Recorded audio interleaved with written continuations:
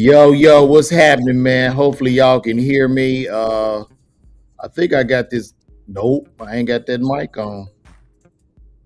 Is that the right mic? The fuck?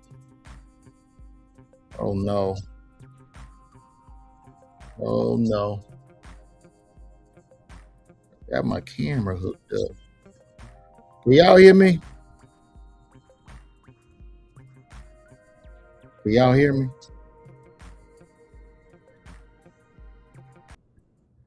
I want to know if y'all can hear me. Oh, y'all hear me? My brother. What's happening, everybody? What's good? What's good in the neighborhood, everybody? What's going on here? We are in the building. I like that. I got my real stuff. Welcome back, man. I'm still out here in Baltimore. I thought this should be playing through my. Hold on, because this is my MacBook. Let me see something. I thought it was playing through my camera, but I don't know. Yesterday I played through my camera. But anyway, I'm out here in Baltimore, man. We got three more shows. The first two shows Friday were phenomenal. Shout out to all the people in Baltimore for pulling up. Oh, I don't know what the hell that was. But shout out to all the people in Baltimore that's been pulling up, man. It's been going crazy. I did get out yesterday. I went down to that Arundel Mall. The people in Baltimore said that was not Baltimore. I was outside of Baltimore. I had no idea because when you come into these cities, I just put into the computer mall, and that's where it'll take me. So I'm going to go to the Madawin Mall, wherever that is. I'm gonna go visit that mall today, get out in the city, see what's happening, see what's shaking, and I'm gonna do what I do. But and also too, Philly tickets are still moving. So if you in Philly, I'm gonna be at the Helium January 11th. Y'all can pull up on me at Philly, man, in Philly at the Helium. And I just want to see some. Hold on one second, y'all. This is really pissing me off. Huh. Mm. Well, if y'all hear me, it's fine because I guess I must be talking through this MacBook speaker. Anyway, let's get into it, man. So last night, um, tell Carlos what up. Last night, Trump went in there and snatched up the Venezuelan president, just snatched them up. I mean, this was looked like one of the shortest wars that I've ever seen. And first of all, I don't even know why we went to war or attacked Venezuela. From some of the rumblings, I'm guess it's about oil, controlling of oils and natural resources. And I also heard that this guy Maduro, I don't know. So if there's anybody from Venezuela, please come in and correct me if I'm wrong. But they were saying this guy, this Maduro guy, was basically holding these people hostage. Now, I don't know if this is supposed to be some type of hero's narrative for the Trump administration or what. If he was, or both things could be true. He was holding people hostage. He was taking the money, the resources, keeping all the oil, selling the drugs, and the U.S. wants control of the oil and the resources, and this was no better time. Now, the only thing I could say, are we going to go to war? Does China and Russia get involved with this? Because China and Russia are allies of Venezuela. So what I did, you know, I'm gonna pull up. I'm gonna pull up. I mean, and then Venezuela's a small country. They were no match for the U.S. You know. So I'm gonna pull up what I got. Uh, no, that's tracks. Let me see. Let's check this out. Did you make the decision to take out Maduro this morning? And what was Maduro doing when our guys came in on him?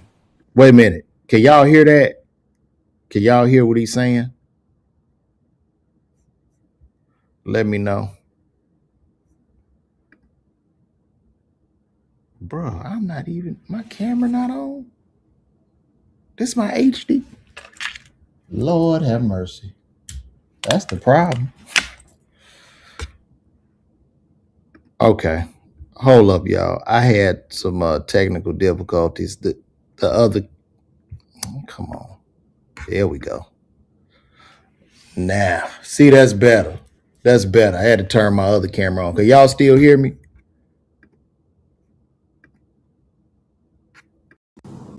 Can y'all hear me now? Y'all can hear me?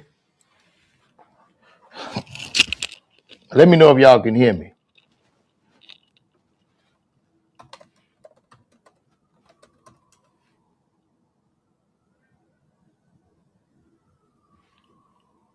Okay, good. All right, cool. All right, well, let's play this video. Let's see what's going on and why Trump decided to go through, do this. Maduro this morning. And what was Maduro doing when our guys came in on him? So we were going to do this 4 days ago, but the weather was not perfect. The weather has to be perfect. And we had just the perfect weather. We had, very good. A little bit few more clouds than we thought, but it was good. We waited 4 days. We were going to do this 4 days ago, 3 days ago, 2 days ago. And then all of a sudden it opened up and we said go. And I'll tell you, it was just amazing. And what was he doing? He was in a very highly guarded, like a fortress, actually. He was in a fortress. That we had nobody killed was amazing. I think we had nobody killed, I have to say, because a couple of guys were hit, but they came back and they're supposed to be in pretty good shape. But that we had nobody killed, that we lost no aircraft. Everything came back. We got it all back. One of them was hit pretty hard, but a helicopter, but we got it back. But it just was the right time to do it. We had to do it because it's a war. We're losing 300,000 people a year. We don't lose that much in a war, okay, if you look. And we had to do it. But he was in a house that was more like a fortress than a house. It had steel doors. It had what they call a safety space where it's, solid steel all around. He didn't get that space closed. He was trying to get into it, but he got bum rushed so fast that he didn't get into that. We were prepared. We had, massive blowtorches and everything else that you need to get through that steel, but we didn't need it. He didn't make it to that area of the house. Oh, wow. So the people, I was looking on Twitter and I saw a couple of people, like people in Venezuela, who seemed to be celebrating the capture of Maduro and his wife. Like, I don't know if this is propaganda. I don't know. I would love for somebody from Venezuela to come on here and tell us the truth or whatever. But they were literally celebrating it. I think I got some footage of that. Let me see. Yeah. So this is what this guy had to say. Okay. As a Venezuelan American, I got some shit to say. My family, my parents, my sister, my extended family, all lost everything. Their work, their savings, their investments, gone. Wiped out by a narco dictatorship that has held Venezuela in a death grip for over 25 years. And what happened to my family has happened to millions, and yes, millions. The Venezuelan exodus is the second largest displacement crisis on earth after Syria. This is not just a tragedy. It is one of the great humanitarian disasters of our time. But the suffering doesn't end there. This regime has jailed hundreds of political prisoners. Thousands have been murdered simply for speaking out. More than a third of the population has fled. 1/3. Not for better opportunities or for the American dream, but to survive, to live, because staying often means death. And while the world may see Venezuela as a collapsed state, what it is in reality is an occupied one.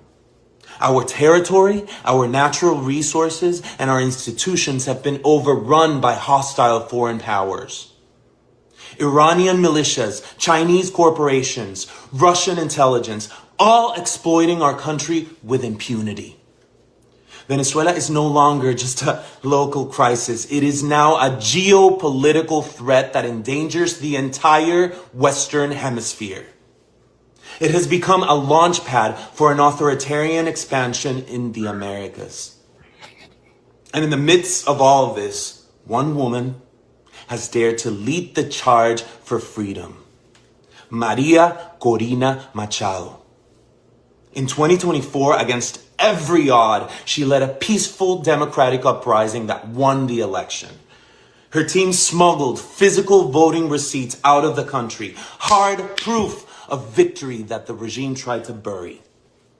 Her courage has lit a fire in the hearts of millions of Venezuelans desperate to believe that change is still possible. But now some have questioned her decision to dedicate her Nobel Prize to Donald Trump. Okay, I get that. But here's the truth. It was a brilliant strategic move in the global chessboard of politics. Maria Corina is no fool. She knows exactly the kind of man Trump is. She knows how much he campaigned for it, loudly and relentlessly, to win that very same prize. She knows how symbolic and personal that recognition is to him. And precisely because of that, she understood that this gesture might be the thing that keeps his attention focused on Venezuela at a time when U.S. presence and pressure in the Caribbean is rising. She didn't dedicate that award to flatter him. She did it to protect and preserve the one kind of power that could help shift the course of history. Because for her, this isn't about pride. It's not about optics. It's about freedom. And let's be very clear. Maria Corina is not asking for the U.S. to invade Venezuela. She's not campaigning for war. Venezuela is already invaded. It is held hostage by a narco state, overrun by foreign agents and enemies of democracy, Russians, Iranians, Chinese, all operating freely, weaponizing our land and resources to expand their influence across Latin America. What Maria Corina is calling for, what millions of Venezuelans are praying for, is the support of the only military on earth capable of countering that threat and helping to free our people. This is not imperialism. This is liberation. She's not playing partisan games. She's playing for Venezuela's life. Because this isn't theoretical. This isn't academic. This is life or death. So yes, it is time to honor her bravery, but more importantly, it is time for the world, especially the free world, to recognize what's at stake.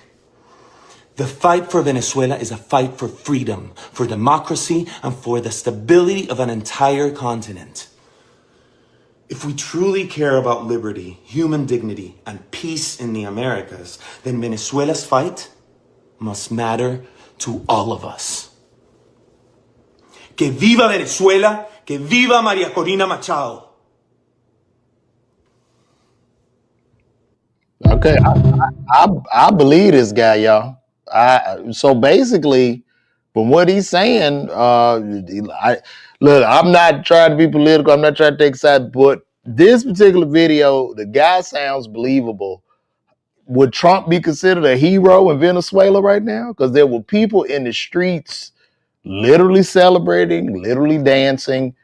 I don't know if that's propaganda or not, but this is what I've been seeing. This is what I've been coming up with. Now, at the same time, this was a perfect storm because now we can go back in and still take advantage or take those oil resources and those minerals. The only thing I could say, will this escalate tension with China and Russia? Because if China and Russia was involved with that oil, there's going to be a problem. And guess what? We just got a super chat from my good friend, my good brother, the great Jonathan Soul. Let's give him a round of applause. And you know what, Jonathan, I'm out of town, so I don't have my soundboard, but thank you for that, brother. I really appreciate that, man. Appreciate you, Jonathan. But yeah, so I don't know, guys. Do we what's gonna go on? The brother Derek McClover came in. I see in the spirit Russia and China threatening occupation of Venezuela because of them claiming an interest in Venezuela's oil exports, claiming it threatens their national security and is a threat of provocation. It's only the beginning of a bad case of the flu. So I really wish you could elaborate on that, Daryl. I see in the spirit Russian trying to, yeah, just elaborate on that. I wish you, if you still watching. Okay, I thought dude was said to be a bad dictator. Of course, we should be minding our business. He wants war so he can stay in control. Now, you talking about Maduro or you talking about Trump? Which one are you talking about? Russia got their peeps up out of there. Well, that's where we at. That's where we at. He went over there. He went over there, and with 1 hour, he got Maduro out of there. He was trying to barricade himself. He put himself in steel bunkers, but they had blow torches and things like that, you know, got him out. Just got him out very, very fast. Very swift. Them Delta Force brothers, the military Delta Force, and I don't know if I guess the Delta Force went over there. Them some bad dudes, man. They don't play. They do not play, man. So this is interesting. I didn't know we had this much heat with Venezuela. And my thing too, he was saying that Venezuela, so all the dope coming to the US is coming out of Venezuela. I thought it'd be coming out of like Colombia or something. Like that's where all the drugs are coming from, like Mexico. Where is it coming from? So is this supposed to help us or something? I don't know. I'm so confused when it comes to a lot of these geopolitical events. However, now that I'm a newscaster every morning, I'm gonna do my thing. Shout out to Mark Jackson 4215. Thank you, bro. Yeah, I'm gonna still, figure this out. Propaganda for drugs, but take the biggest oil reserve on earth. Yeah. Hey, it's what it is, man. You say I don't care what Trump does, I don't trust him one bit. That's understandable. I don't know. This is gonna be a very interesting. Over the next few days, it's gonna be very interesting. Do tensions rise with China? Can China afford for tensions to rise against the U.S.? Could China afford to go to war with the U.S.? If China was to go to war with the U.S. and we're not buying their products, doesn't that hurt China? Because who else is buying the Temu, Fashion Nova, Shein, scrolling on TikTok, wearing Nikes? We're doing all this in America. And that's a great point, Kino. It is impossible to attack us, and that is a great point. Being in the United States, those oceans do protect us, and we're going to see you as soon as you start out trying to come over here. So that's a great, great point. And I'm not saying they're going to invade the U.S., but they could send a bomb, they could strike us, or do something. Not Menego, Melvina, not all, but a lot of the drugs the U.S. ordered to be delivered to us has come from them. This is a big game. That's funny. The joke you told about how people shrink when they lie, that would be funny. We went over there. It's not about oil. We wanted to get the people of Venezuela free. We don't want the oil. Am I shrinking right now? I'm gonna have to do that as a bit. Andreas Dixon, that's a bit. You just helped me with a bit. Charlize says it's a deflection. Maybe Trump will hit the button if some Epstein tapes or something come out, he just will be like, you know what, fuck it, I'm hitting this button. We just will go to war and we'll just go into a tailspin. Maybe that is what will happen. I really don't know. But I'm gonna move right along. I saw something today. BOOSIE, they have the federal government or whatever, the people in California probation board.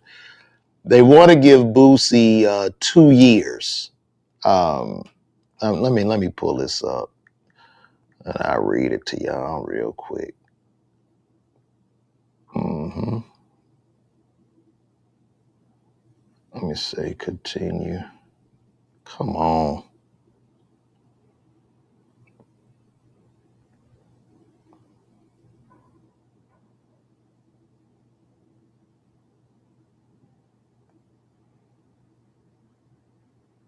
Okay, so federal prosecutors in San Diego are pushing for BOOSIE to receive a 2-year prison sentence after being convicted of possessing a firearm as a felon. Probation officials, however, are recommending a much harsher sentence of nearly 4 years.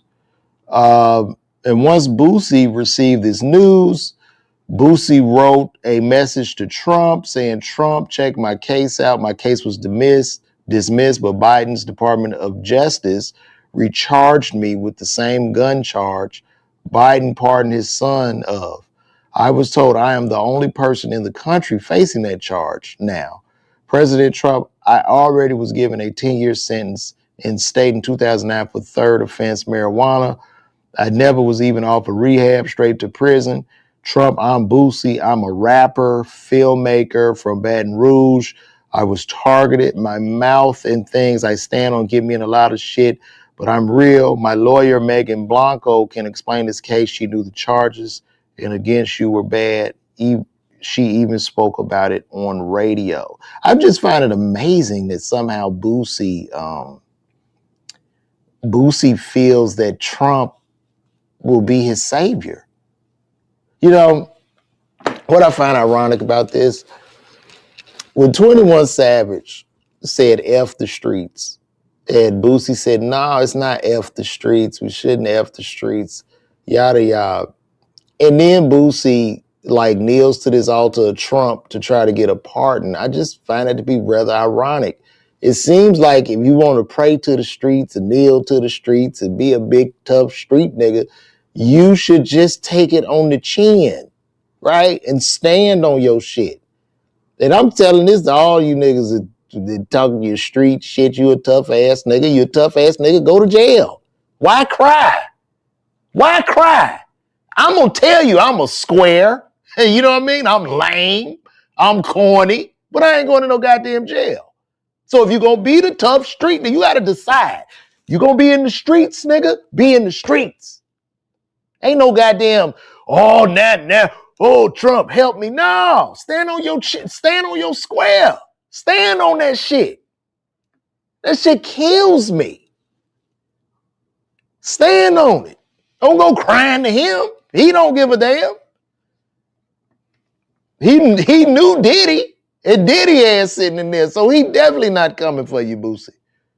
Hopefully, BOOSIE will get just the 2 years, but they putting him in jail. His ass going to jail. Okay? And a lot of shit comes when they talked about that Marlo Mike situation, that 15-year-old young boy that spent his whole life in jail who was allegedly BOOSIE's hitter. Okay, karma comes back in strange ways. Karma's going to come knock on your door. That's what happens. So once again, it goes back to my statement where I stand 10 toes down saying F the streets. It's a trap. It's a trap. You want to be in the streets, you want to be cool, you want to be tough. It's a perpetual cycle that only enriches other groups of people. Okay, when you become incarcerated and they give you that number, you profit. You're like profit for the prison institution. So now that you're in jail, they got to hire another CO. They got to hire a warden. You bring business to the town. Instead of just dissing that shit and shaming these niggas in the darkness. Because that's what has to be done. The street mentality had us in a chokehold for too long.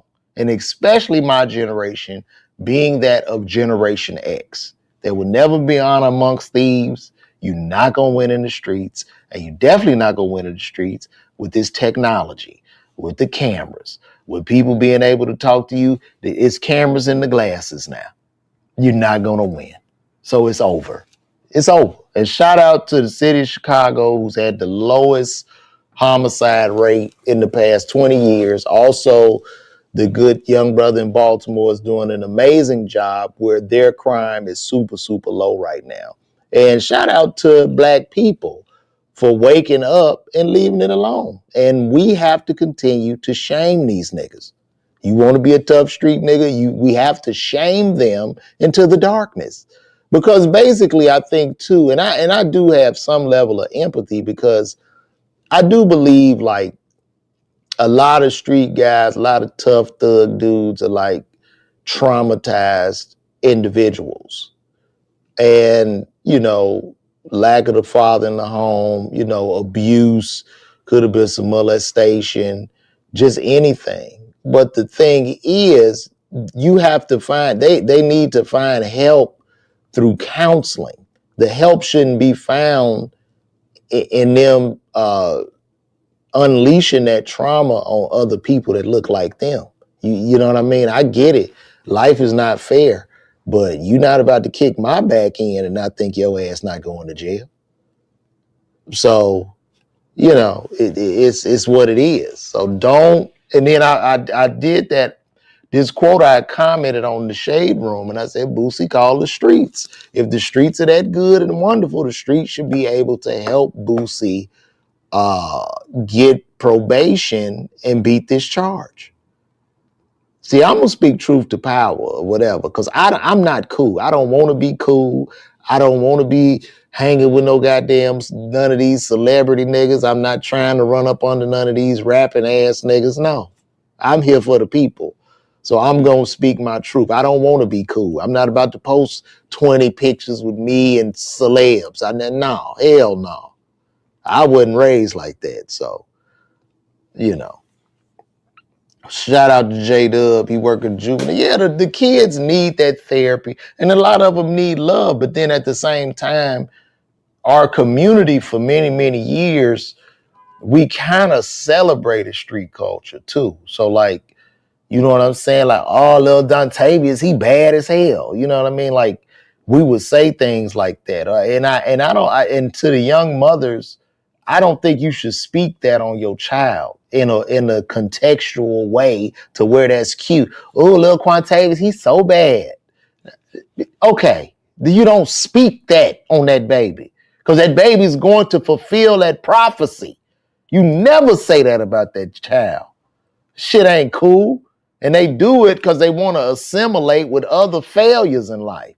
You say you got a good child, a loving child. That's what we should be saying, and that's what we should be at. So it's what it is, man.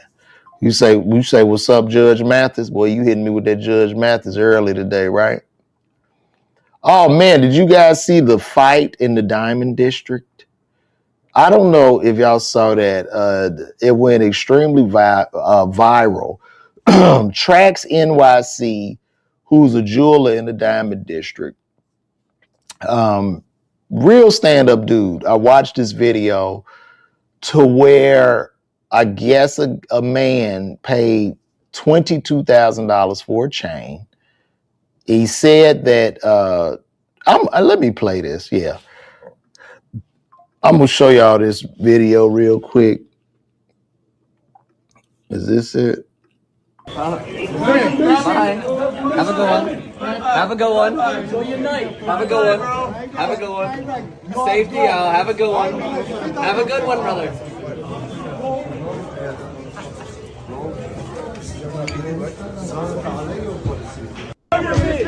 Clean up the diamond district, baby. You know what? I want to play the beginning of that so y'all can see like what really went down. It was very interesting, man. And shout out to Tracks NYC for really standing up for the people in this moment. And I had to do some glazing for Tracks NYC because I'm like, bro, you really stood for the people, man. He went out there, he wasn't scared. He stood for the people, man, because they was cheating the people. And I think a lot of these jewelers, like if they cheating the people in the Diamond District, all them stores and them malls, all that shit is fake. All them stores in the middle of them malls, they are selling fake shit. Or that shit is like, it probably ain't even 10 karat. That shit probably 4, 5 karat because people not really getting their jewelry checked like that, you know? But let me see if I can find that NYC Tracks video.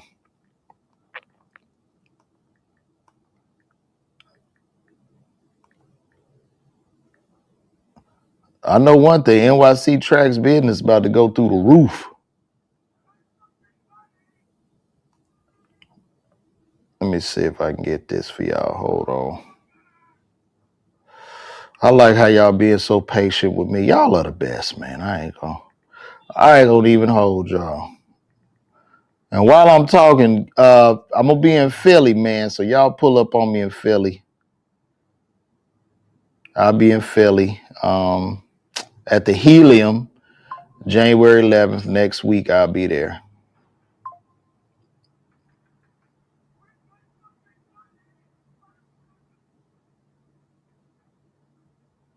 No, I'm trying to find a video. I'm trying to find the one where he was explaining what happened.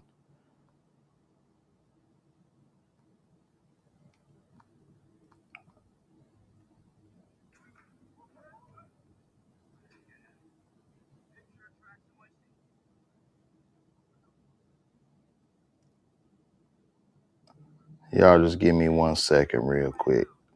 I'm gonna get it for y'all. Shout out to Kevin Polk, man. I'm glad you enjoyed the show, bro. I appreciate you coming out, man, for real. You had a good time. Let me see. So I got it. I got this video. Let me show y'all this real quick.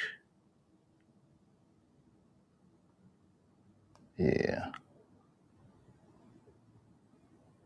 All right. Yeah, this is going very, very viral.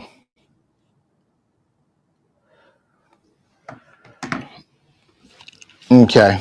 Let's take a look at this, y'all. Little bitch, you fucking bitch. Where's my fucking money, motherfucker? Where's my fucking money, bitch? Where's my money?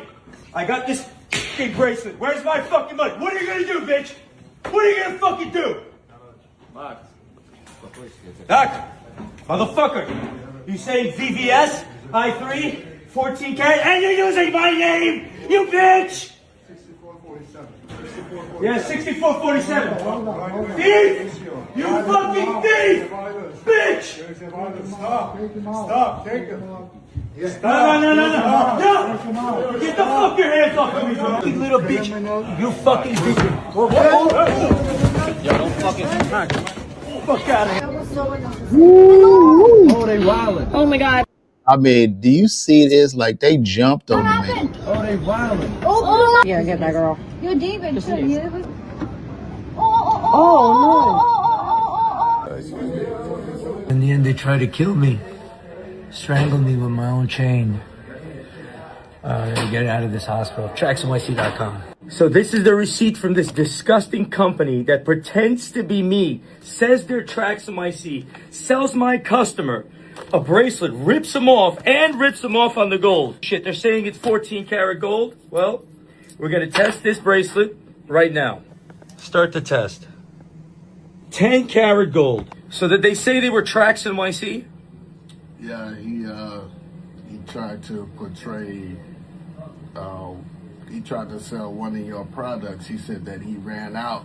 Right. One of your rings that you purchased. Right. That we sell. So you came with a picture of tracks NYC.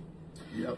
I opened up the website for. And then he said he ran out, even though he has nothing to fucking do with me other than to steal my fucking customers all day long. These rats have done this over and over and over again, and I tolerated it. And now they fucked them over on the carrot as well. Yo, Akai, you are fucking thieves, bro. Yeah. He also too, I saw how he was honorable, man. He gave that man like $22,000 of cash back and told them that they're going to owe him another 1,000. And then the tracks started tearing stuff up in the jewelry store and went over there like, yo, give me my money. So I salute Tracks. This is a stand-up guy. I respect him being an honorable man, and I respect him standing on his square for truth. That's not being like no gangster being hard, but saying you took my money, you cheated my customer, you owe me. So Track's business is going to explode. It's going to go through the roof. He's a star because he stands with the people. And, you know, he's going to go through the roof. He's doing right by the people. But they are definitely, and then he going to have to get some security too, because they about to lose so much money down there. All them jewelers in that diamond district, they're going to lose so much money. And their reputations are going to be so damaged because it's not just that dude. People aren't going to trust anybody in that diamond district. So Trax is going to really have to watch out. And you were saying that they make 24 billion. Ain't no way. I don't think that diamond. Ain't no way, bro. Ain't that diamond district ain't making no 20.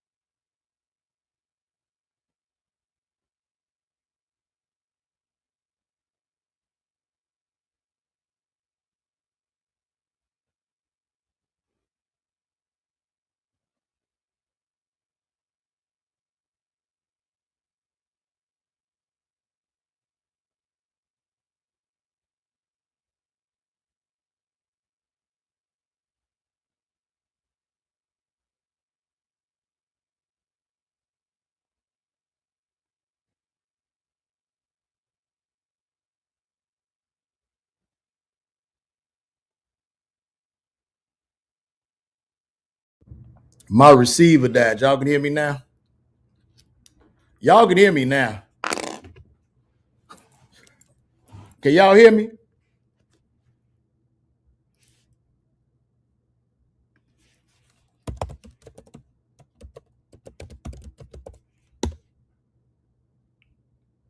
Can y'all hear me now?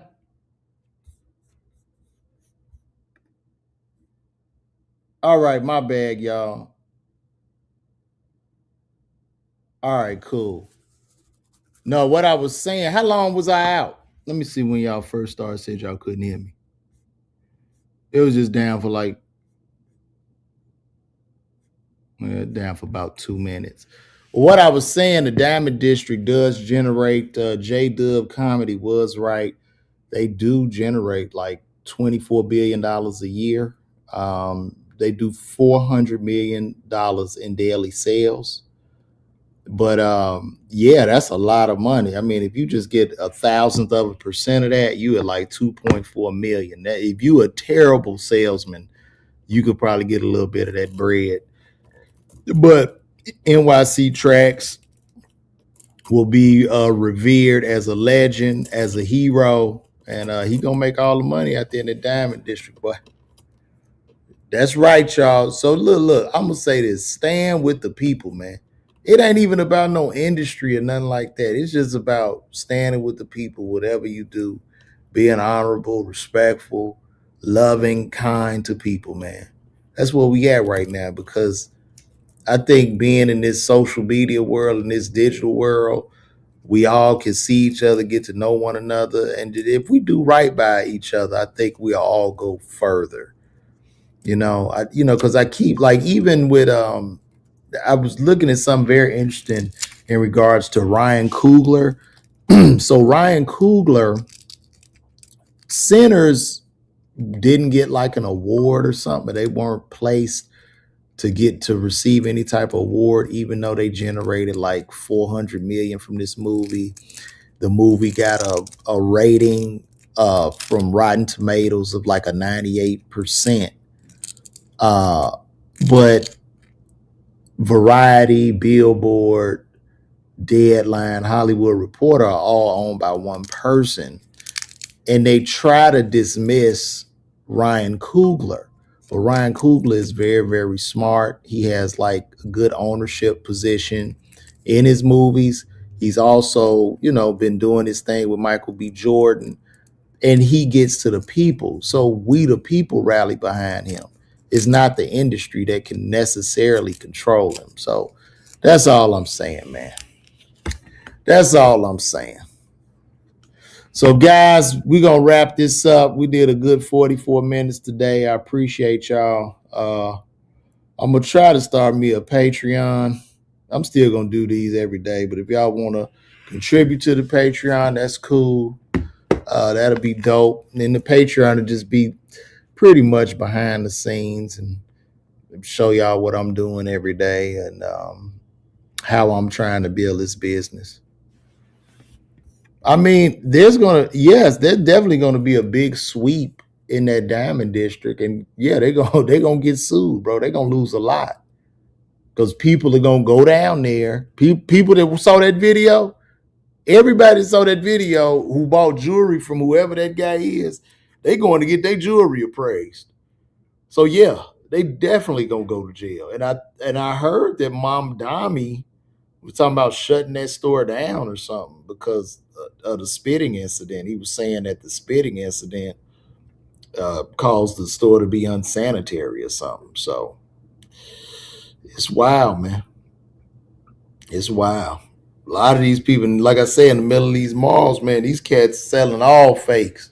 You go into them malls where they got them 2-foot lockers and you see all them jewelry stores, I think 90% of that shit is fake, man. And they just ripping people off. I don't believe it's real. So it's what it is, guys. I'm going to get on out of here. Start my day, man. It's been great, man. Appreciate all y'all pulling up on your boy. And I'm out, man. Peace and blessings.